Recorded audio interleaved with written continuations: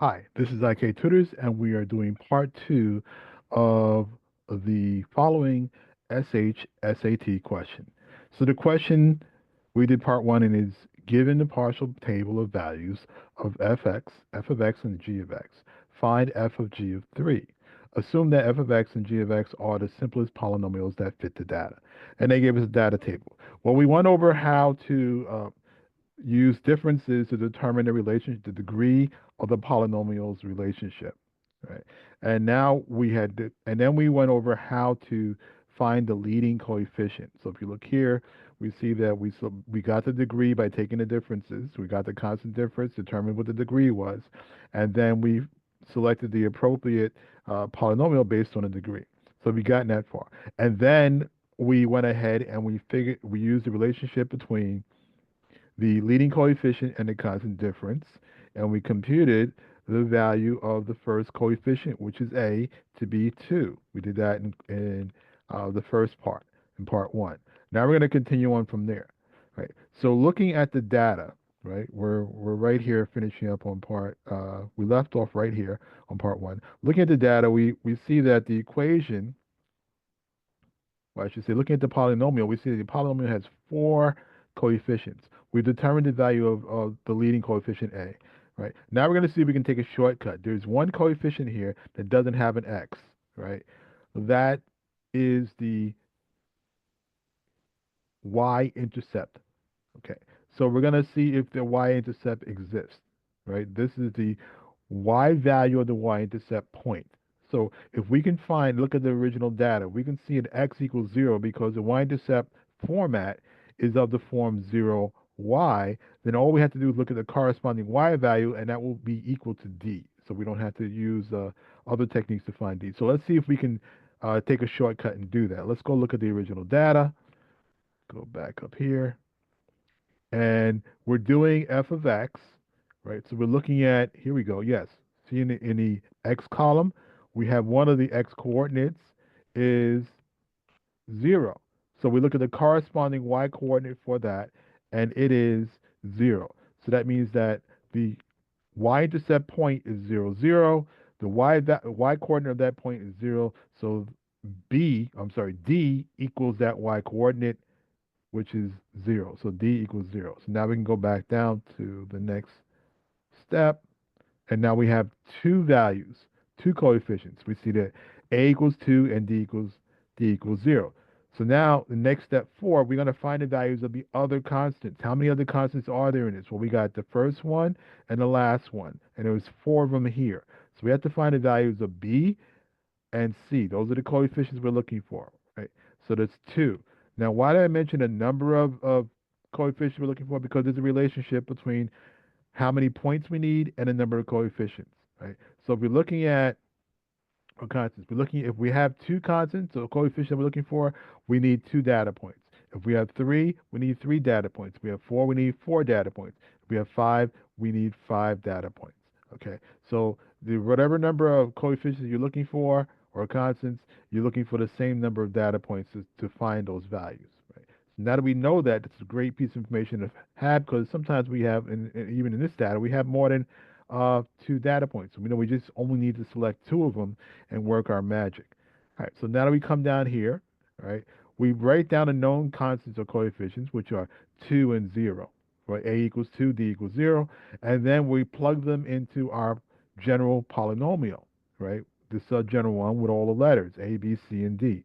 So we plug in our constants or coefficients, and then we end up with an equation of 2x cubed plus bx squared plus cx plus 0.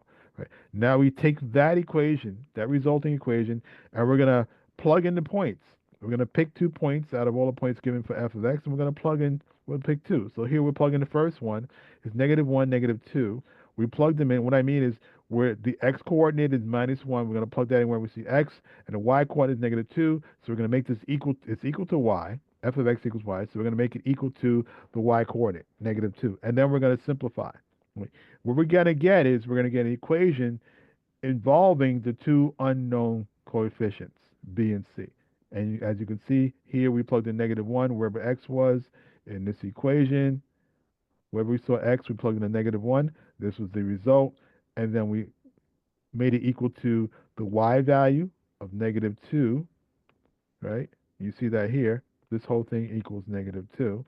And then we simplified. We simplified and we got an equation with the two coefficients that are unknown right now. So it's b minus c equals 0. So that's going to be equation 1, right? We see here.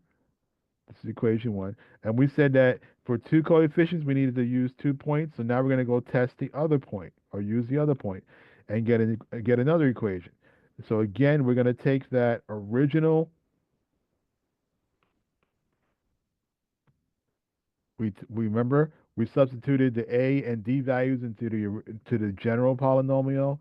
We ended up getting this function, and then we took this function, and now we're going to plug our point into that function. So let's see what our x value is. Wherever we see x, we're going to replace it with the x coordinate, which is 1, right? And you see we did that here. Wherever we had x, we replaced it with the 1, the x coordinate, and then it's going to be equal to the y coordinate of 2. And you see we've done that here. It's equals to 2. And then we simplified. We simplified and we got our equation 2, which is b plus c equals 0. You see that's equation 2. So now we have our two equations in the two unknown coefficients or constants, and we can use those to solve for those two unknown constants. Okay. So our equations are, equation 1 is b minus c equals 0. Equation 2 is b plus c equals 0. And now we're going to go ahead and use those to solve for the individual values of b and c. So first thing we do is we're going to solve for b. We see that looking at the two equations, right? The c in each equation has opposite signs. One's a minus c, one's a plus c, right? So we can add these equations. We're adding the like coefficients. So b plus b is going to give us 2b. A minus c and a plus c, we know that's going to cancel out to 0, so we drop that, and that's exactly what we want to do. And then 0 plus 0 is 0. So we have 2b equals 0, and then we solve that for b, right? And we end up, we have 2 times b to solve, right? We just have to divide by, we have to do the opposite operation. If we're multiplying, we're going to divide by 2. Divide both sides by 2, so we got 2 times b equals 0. So we divide 2b by 2, we get b, and we divide 0 by 2, we get 0. So now we see that b equals 0. So now we're going to go ahead and solve for c using the same two equations. We're going to say we do this. Well, if we subtract, seeing that they're opposite signs, if we subtract b plus c from b minus c, we're going to end up changing the signs, and then we're going to be able to keep the c's, and then the b's will have opposite signs. And that's exactly it. So we subtract b plus c, and remember when you subtract uh,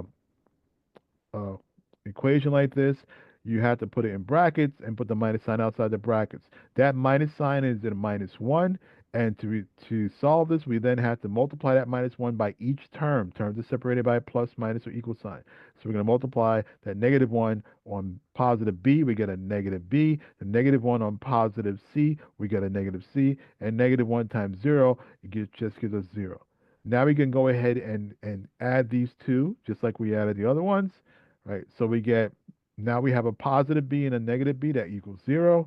We have a negative c and a negative c, so we have minus 2c, and 0 plus 0 equals 0. Now we got rid of the b by adding the opposite b's, one's a plus, one's a minus. Now we can go ahead and solve for c. We divide, and again, we look at the variable side equal sign, we divide by whatever is multiplying our variable, or in this case, our coefficient, right? So we look in the coefficient side equal sign, we divide whatever's multiplying that coefficient, and we see that we're multiplying by -2, so we're going to do the opposite and divide. And we divide both sides by -2. When we do that, we get -2c divided by -2 gives us a positive 1c, or just c, equals 0 divided by -2, which just gives us 0. So we see that c equals 0. So with that, we now have the values of each of the coefficients. We can go back to the general equation, right? The general polynomial, which is this right here. And we're going to plug in all the coefficients that we now solve for. We have a equals 2, and b, c, and d equals 0. And then we're going to simplify that. We plug them in here.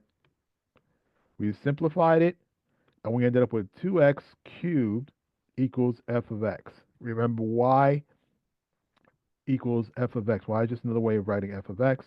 So we have 2x cubed equals f, and that's our polynomial. Now we're going to use the identical technique to find a polynomial for the other function, g of x. Okay, We're able to fit everything in one table because we got it on the first iteration, the first try when we did the differences, right? So again, we take the difference first. We take the difference of, well, identify these are the points that they've given us in the table. So first we take the difference of the x points like we did before, and of course we get the same values because it's the same x points. We get 1, 1, 1, and 1, right? But that's the x value. It doesn't matter.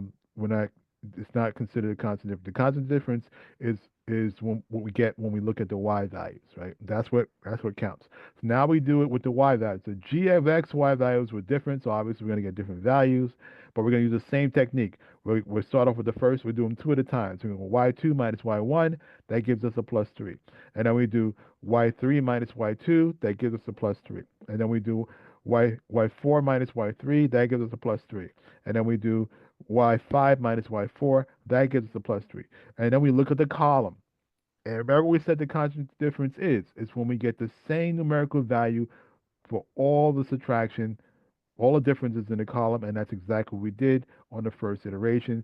So we know now the first iteration is the same as the first degree. So n, it's the polynomial we're looking for is a first degree polynomial, n equals 1. So now let's go back to the table of polynomials and match up the degree with the appropriate polynomial. We go back to our table and we see here for n equals 1, our appropriate polynomial is ax plus b. So that's what we have, and it's a linear relationship. Okay, so for g of x, we have a linear relationship, and our polynomial is ax plus b. So let's go ahead and now find the coefficients and put them in. So here you see we wrote our polynomial here, g of x equals ax plus b. We use our relationship between the constant difference and the leading coefficient, right? Which is a equals the value of the constant difference over n factorial. We know n equals 1. We found that out. So we're going to say 1 factorial, and that's just 1. So we have a equals, the constant difference is 3. So a equals 3 over 1, which is just 3. So the value of a is 3. And now we're going to go see if we can find out, use that shortcut to find out the value of b. Remember we said that in this equation, b doesn't have an x on it. So that means it's the y-intercept coordinate, right? So the y-intercept coordinate is always the coordinate that has x was 0. So we look at our table of data and see if we have x equals 0, and then we know that the y-intercept coordinate is the y-coordinate of the y-intercept. So that whatever matches with that x equals 0, whatever y-coordinate matches with the x equals 0 is going to be what our b is. And we see that we do, so it's 0. And then the y-intercept, I'm sorry, the y-coordinate value of that y-intercept point is minus 5, so b equals minus 5.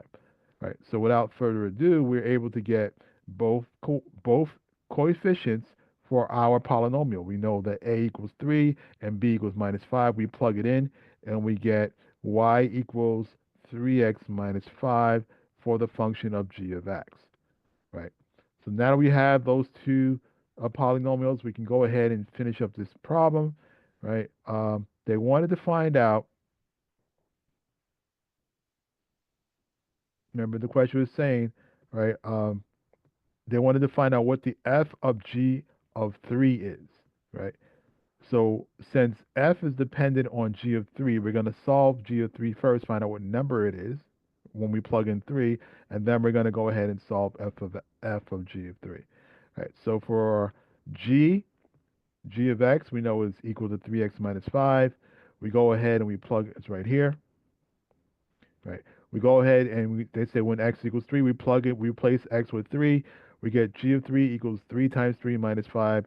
We end up with g of 3 equals 9 minus 5, which is g of 3 equals 4. 9 minus 5 is 4. And now we know what the value of g of 3 is. So then we go ahead back to the main question, which is f of g of 3 is equal to f of 4 because g of 3 equals 4, right? Now our function is f of x equals 2x cubed. We know x is now 4, so we plug in 4 for x, and we get f of x equals 2 times 4 cubed. So what's 4 cubed? 4 cubed works out to be 64, and 2 times 64 is 128. So our answer is f of g of 3 equals 128. So I hope this helped. If it did, please remember to like and subscribe, and I will see you in the next video. Thank you very much.